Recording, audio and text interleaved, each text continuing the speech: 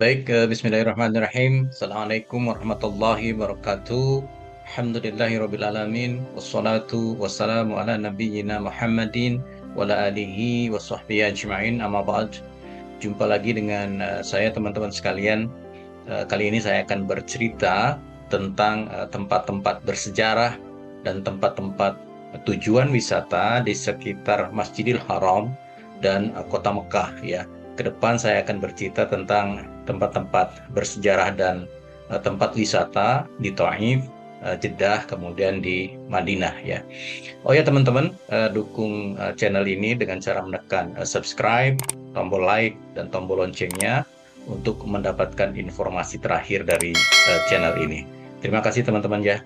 Saya akan berpindah ke mode slide. Saya sudah ada di mode slide teman-teman sekalian. Ya, di sini sudah tertulis City Tour Mekah trip 1 dan trip 2. Trip 1 itu sudah dijelaskan kemarin. Sekitar Masjidil Haram teman-teman ya. Itu ada rumah Abu Jahal, rumah kelahiran Nabi Muhammad SAW, kemudian ada Zamzam Sabil, ada Bukit Kubais, dan The Clock Tower ya. Kemudian nanti di trip 2 itu di sekitar kota Mekah ya. Kita masuk ke trip pertama teman-teman sekalian. Ini teman-teman sekalian, ini adalah posisi rumah Abu Jahal ya. Posisi rumah Abu Jahal dulu sekarang sudah menjadi WC di Mekah teman-teman. Posisinya itu kalau teman-teman nanti setelah sa'i kemudian keluar dari pintu Marwah ya, nanti belok ke kanan itu ada toilet, ada kamar kecil, ada WC. Itu ada WC perempuan dan ada WC laki-laki. Nah, WC laki-laki itulah yang dulunya adalah rumah Abu Jahal, teman-teman. Itu ya, posisinya di situ, teman-teman ya. Oh ya, teman-teman, nanti teman-teman juga bisa lihat secara video yang saya rekam ketika saya haji kemarin.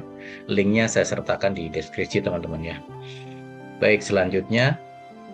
Nah, ini teman-teman, ini adalah rumah kelahiran Nabi Muhammad SAW atau rumah Maulid biasanya dikenal teman-teman ya. Posisinya dari rumah Abu Jahal itu sekitar 300 meter ya. Jadi kalau teman-teman ketemu WC, kemudian nanti naik ada eskalator, ketika naik nanti belok ke kanan, nanti di ujung jalan itu ada rumah berwarna krem atau kuning. Nah, itulah rumah kelahiran Nabi Muhammad SAW. Cirinya apa? Bahwa di situ adalah rumah kelahiran Nabi. Di sini banyak running text teman-teman ya. Di situ ada tulisan-tulisan, ada yang berbahasa Indonesia, ada yang berbahasa Inggris, berbahasa Arab, berbahasa Jerman, Belanda, dan sebagainya. Itu running text memberi peringatan kepada kita bahwa rumah ini hanyalah rumah biasa, rumah kelahiran Nabi Muhammad SAW. Artinya rumah ini bukan tempat mustajab untuk berdoa. Ya, jadi kalau teman-teman ingin berdoa, tempat mustajab di Masjidil Haram itu di depan Multazam. Itu yang semuanya sepakat bahwa disitulah tempat paling mustajab untuk berdoa teman-teman ya.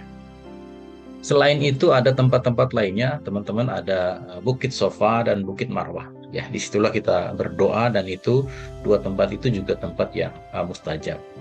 Jadi teman-teman ketika mengunjungi rumah kelahiran Nabi Muhammad SAW, di situ kita mengenang bahwa disitulah Nabi kita tercinta dilahirkan.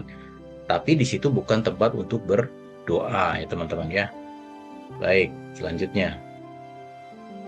Ini teman-teman, di sebelah rumah kelahiran Nabi itu ya, sebelah kanannya ada Zamzam Sabil namanya. Di situ adalah tempat pengambilan air Zamzam. Bukan sumur Zamzam teman ya. Sumur Zamzam kemarin sudah saya terangkan adanya di dekat Makom Ibrahim ya, dekat Ka'bah. Nah, karena sumurnya di situ, kemudian dipasang pompa di situ, airnya dialirkan ke arah sini. Jadi penduduk Mekah mengambil air Zamzam di sini. Ya. Semua orang, tidak hanya penduduk Mekah, semua mengambil air Zam-Zam di sini ya. Ini tidak bayar, gratis teman-teman ya. Berapapun diambil silakan. Bahkan teman-teman bisa mandi, bisa cuci di sini ya. Baik, itu adalah Zam-Zam Sabil. Jadi ketika teman-teman nanti keluar dari pintu Marwah, kemudian nanti di situ ada kamar kecil, silahkan barangkali ada yang mau buang hajat, buang mau itu, silahkan selesaikan dulu. Nanti jalan-jalan kita mengunjungi bekas rumahnya Abu Jahal, kemudian langsung ke rumah kelahiran Nabi Muhammad SAW, dan di sebelahnya ada tempat pengambilan air Zam-Zam. Ketika kami haji tahun kemarin, Zam-Zam Sabil ini ditutup teman-teman ya, karena protokol kesehatan. Jadi tidak boleh berkumpul di sumber air ini ya. Tapi sekarang mudah-mudahan tahun ini bisa dibuka, jadi teman-teman bisa masuk ke sini. Baik, selanjutnya. Nah ini teman-teman, setelah dari Zam-Zam Sabil, kita berjalan ke arah kanannya lagi. Di situ ada Jabal Kubais atau Bukit Kubais ya. Bukit itu adalah bukit bersejarah teman-teman ya. Disitulah Rasulullah Shallallahu Alaihi Wasallam membacakan ayat-ayat suci Al-Quran, firman Allah di atas bukit itu untuk penduduk Mekah. Ya, dan bukit inilah salah satu saksi mukjizat Rasulullah SAW ketika beliau membelah bulan. Ya, disinilah posisi beliau ya, di Bukit Kubais. Ya, jadi teman-teman nanti bisa lihat di situ ada bukit. Tapi sekarang bukitnya yang bagian ujung itu sudah jadi hotel ya, sudah ditembok gitu kan.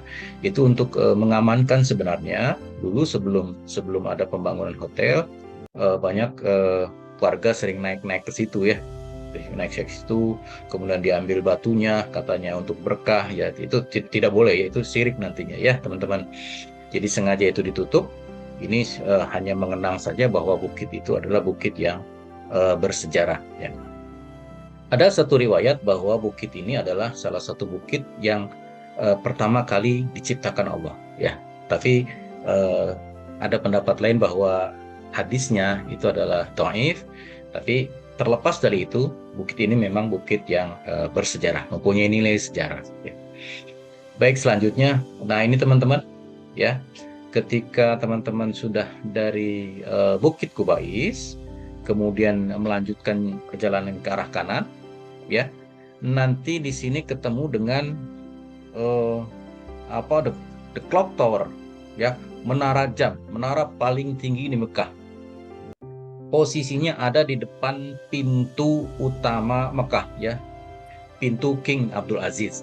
Ini yang saya kasih panah kuning, ini adalah pintu utama Masjidil Haram, pintu King Abdul Aziz ya. Di depannya langsung berhadap-hadapan itu adalah the clock tower ya, atau menara jam. Di situ ada mall, di situ ada hotel, di situ ada tempat perbelanjaan, di situ banyak kios ya teman-teman. Nanti teman-teman bisa jalan-jalan ke situ ya. Dan teman-teman kalau ada kesempatan, teman-teman bisa naik ke jamnya ya, naik ke puncak paling atas, bisa melihat pemandangan Mekah dari atas ya. Itu kalau saya tidak salah biayanya sekitar 35 real untuk naik ke atas ya, sampai ke gambar jamnya itu teman-teman ya. Silahkan teman-teman kalau yang ingin naik ke atas. Kebetulan saya belum berkesempatan naik ke sana, pengen juga sih gitu ya. Baik, ini adalah tempat-tempat yang ada di sekitar Masjidil Haram teman-teman ya. Baik, selanjutnya kita akan trip yang kedua, yaitu trip kota Mekah. Kita akan jalan-jalan mengenal tempat-tempat di sekitar kota Mekah. Kalau tadi hanya di sekitar Masjidil Haram, sekarang kita akan melihat tempat-tempat di sekitar kota Mekah. Nah, kalau teman-teman ikut tur, yang pertama kali dikunjungi itu adalah Gua Sur. Bukan Gua Sur sebenarnya, cuma Jabal Sur. Kita hanya berhenti di kaki bukitnya saja. Ya, karena posisi guanya itu sangat tinggi teman-teman. Itu berdasarkan informasi dari Mutawif, kalau kita naik ke atas itu sekitar 1,5 jam perjalanan. Pulang pergi, naik turun, Itu sekitar 3 jam teman-teman, ya lumayan juga. Dan Gua Sur ini bukitnya sangat terjal, belum ada tangga, ya beda nanti dengan Gua Hiro, nanti kita lihat ya. Di sini belum ada dan akan sangat berbahaya ya teman-teman. Jadi ketika kami ke sini itu hanya mengunjungi dari bawah saja, bukitnya di atas itu banyak juga yang naik gitu, tapi kami tidak naik. Dan kemarin ketika musim haji kemarin, di kaki bukitnya mulai dibangun semacam museum.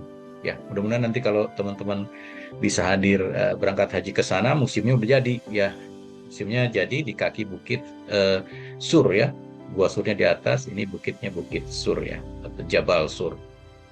Ya, di Gua Sur inilah Nabi Muhammad SAW bersembunyi ditemani sahabat beliau yang mulia ya Abu Bakar As-Siddiq radhiyallahu an, itu bersembunyi dari kejaran kaum Quraisy ketika hendak berhijrah teman-teman. Jadi di situ sejarahnya seperti itu.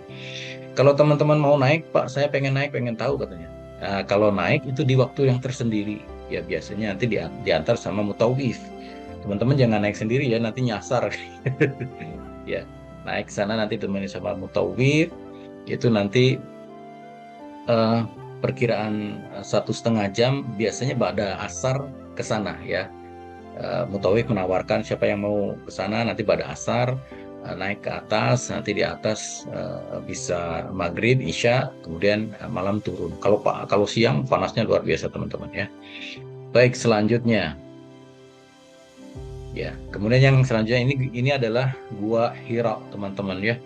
Tadi kita sudah mampir ke Jabal Sur, yang di atasnya adalah Gua Sur. Kemudian di sini adalah Jabal Nur. Kita nggak naik ke atas teman-teman, hanya melihat dari jauh. Karena apa? Karena untuk naik ke atas itu harus menggunakan mobil kecil ya, semacam taksi, itu sampai ke kaki bukit. Tapi kalau naik bis itu jaraknya lumayan jauh teman-teman ya. Kalau teman-teman mau naik, biasanya nanti ditemani sama mutawif. Kalau di Gua Hira ini itu tangganya sudah disemen, sudah jadi teman-teman. Jadi sudah rapi gitu ya. Ada pegangannya, tangganya sudah rapi. Beda dengan tadi yang Gua Sur teman-teman ya. Ya. Kalau teman-teman mau naik boleh juga. Kemarin saya nggak naik. Baik. Baik, selanjutnya. Nah ini teman-teman dari Jabal Sur, kemudian Jabal Nur, kemudian kita ke Jabal Rahmah ya. Jabal Rahmah ini adanya di Padang Arafah ya teman-teman ya. Nah tenda Arafah, tendanya jamaah Indonesia itu jauh dari Jabal Rahmah ya, sehingga tidak kelihatan Jabal Rahmahnya di mana ya. Jadi ketika sudah selesai pelaksanaan haji pulang, kita baru berkunjung ke Jabal Rahmah. Ada apa sih di Jabal Rahmah? Nah, Jabal Rahmah itu menurut ceritanya disinilah titik pertemuan Nabi Adam alaihissalam dengan Siti Hawa. Oleh karenanya dinamakan Jabal Rahmah ya, Bukit Rahmah, Bukit Kasih Sayang ya. Tapi ingat teman-teman, Jabal Rahmah itu adanya di Arafah, dan Arafah itu tempat yang makbul ketika hari Arafah ya, ketika haji. Di luar itu, di luar tanggal 9, di luar hari Arafah, itu sama dengan tempat lainnya ya, tidak istimewa ya. Jadi di Arafah itu istimewanya ketika haji ya teman-teman ya. Ketika haji semua dataran Arafah itu tempat-tempat yang makbul, tempat-tempat yang istimewa. Tapi ketika haji selesai, itu sama dengan tempat-tempat lainnya teman-teman ya. Jadi teman-teman ketika naik ke sini banyak juga yang berdoa, banyak yang megang-megang batu, nggak usah ikut-ikutan lah. Jadi, seperti itu teman-teman ya. Kalau ingin berdoa, teman-teman ke Masjidil Haram di depan Multazam, disitulah tempat yang mustajab untuk berdoa. Baik, selanjutnya. Nah ini teman, dari Jabal Rahmah, kemudian bisnya akan melewati Masjid Qaif ya. Kita nggak mampir di situ, hanya lewat gitu ya, Masjid Qaif. Masjid Qaif ini adalah masjid yang bersejarah. Menurut ceritanya ada 70 nabi yang pernah sholat di tempat ini Di keterangan yang lain ada 700 nabi yang pernah sholat di sini. Kalau nabi banyak ya, kalau rasul kan cuma 25 ya. Itu teman-teman. Itulah sejarahnya Masjid Qaif. Masjid Qaif ini bisa dinamakan Masjid Al-Mu'aisyumah itu karena di masjid ini ada tanaman bernama Al-Mu'aisyumah. Jadi kadang-kadang disebut juga dengan Masjid Al-Mu'aisyumah ya. Tapi yang terkenal dengan sebutan Masjid Qaif. Baik, selanjutnya. Nah, ini teman-teman, ini adalah Jabal Kurban atau Bukit Kurban. Disinilah tempat ketika Nabi Ismail alaihissalam akan dikurbankan oleh ayahnya Nabi Ibrahim alaihissalam. Tempatnya di sini, ya. Itu yang saya lingkari. Ada bangunan kecil. Disitulah tempatnya, teman-teman sekalian ya. Tempatnya kecil, tidak kelihatan teman-teman. Di situ ada stasiun kereta yang ada di Mina, itu sebelah kiri posisinya, ya. Agak tidak kelihatan gitu kan, kalau tidak berhenti ya nggak kelihatan ya. Itu adalah Jabal Kurban ya. Dan yang tahu tempat ini ya mutawif. Kita nggak tahu teman-teman, kalau kita lihat-lihat sendiri mana itu tandanya katanya gitu ya. Ini ada mutawif yang menerangkan, oh itulah bukit Jabal Kurban. Baik, selanjutnya. Nah, ini teman-teman, ini adalah salah satu tempat yang bersejarah lagi. Ini adalah Bendungan Zubaidah ya. Bendungan ini dibangun oleh Siti Zubaidah, istri dari Khalifah Harun ar-Rasyid ya. Itu biayanya teman-teman katanya 5.000 kg emas untuk membangun bendungan ini ya, saluran air bendungan ya. Jadi beliau adalah sangat kaya gitu kan, karena istrinya khalifah. Beliau sengaja membuat bendungan ini agar jamaah haji di Arafah, di Mina itu tidak kehausan. Ya, ini untuk persediaan air teman-teman sekalian ya. Itu sisa-sisanya masih ada, tapi nggak ada airnya sekarang. Nggak ada airnya ya. Airnya sekarang udah masuk botol gitu ya teman-teman sekalian. Baik. Jadi nanti sepanjang jalan ketika teman-teman sudah dari Jabal Rahmah, kemudian melewati Masjid Qaif itu, nanti akan melewati ini, Bendungan Zubaidah. Baik, selanjutnya. Nah, ini teman-teman, ini adalah Masjid Namirah. Ya, jemaah haji ya di Arafah itu disunahkan sholat zuhur dan asar jamak qashar di Masjid Namirah. Ya, itu perintahnya. Tapi posisi tenda jemaah Indonesia itu sangat jauh dari Masjid Namirah, dan sangat tidak mungkin seluruh jemaah haji bisa masuk ke masjid ini ya, karena masjidnya tidak terlalu luas ya. Itu teman-teman bisa lihat ini aja sudah penuh gitu kan. Jadi jemaah haji Indonesia itu sholatnya di tenda masing-masing teman-teman. Nanti ada pemimpinnya di situ, jadi tenda masing-masing. Jadi tidak harus ke sini. Dan Padang Arafah itu panasnya luar biasa teman-teman ya. Kalau kita maksain ke sini, wah luar biasa ya. Tapi kalau teman-teman sempat dan kemudian misalkan mendapatkan tenda Arafah yang dekat Namirah, itu disunahkan, diutamakan sholat zuhur dan asar secara jamak qashar di Masjid Namirah. Ya. Baik, selanjutnya. Nah, setelah dari Masjid Namirah, teman-teman biasanya dibawa ke kaki ya. Ya, ini adalah pasar grosir teman-teman. Barangnya bagus-bagus. Tapi pembeliannya harus banyak kalau mau murah teman-temannya, dan harus tawar-menawar gitu kan. Kalau mau beli yang bijian 1, 2, 3, belinya yang bukan di grosiran ya. Kalau yang di dalam itu grosiran, jadi satu plastik tasbihnya itu ada 20 biji gitu kan, ada yang 50 langsung gitu isinya gitu ya.